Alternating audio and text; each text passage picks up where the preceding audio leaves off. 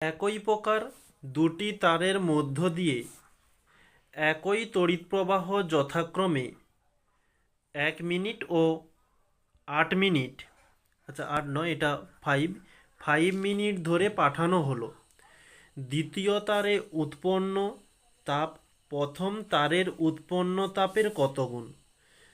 ধরলাম ফার্স্ট এবং সেকেন্ড, দুটোর মধ্যে তড়িৎ প্রবাহ সমান, এখানেও আই এখানেও আই, সময়টা আলাদা, T1 সমান 1 এবং এখানে T2 সমান 5।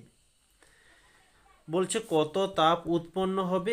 H1 সমান জিজ্ঞাসা চিহ্ন, H2 সমান জিজ্ঞাসা চিহ্ন।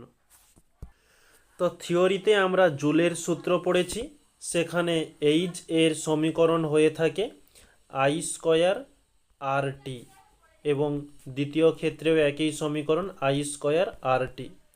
প্রথমেই দেওয়া রয়েছে একই প্রকার দুটি তার দুটি একই হওয়ার জন্য এদের রোধও সমান হবে।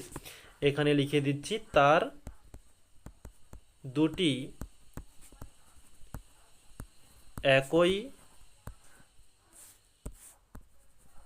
হওয়ার জন্য রোধ সমান হবে। তাহলে রোধ সমান যেহেতু কোনো অসুবিধা নেই। নেক্সট পরবর্তীতে বলছে যে টি এর মানটা বসাতে পারি, যে আই স্কয়ার আর, ফার্স্টের জন্য টি এর মান 1 এবং দ্বিতীয় ক্ষেত্রে টি এর মান 5।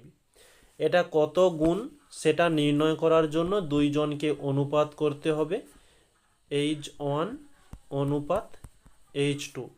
H1 এর মান আই স্কয়ার আর 1 অনুপাত আই স্কয়ার আর 5।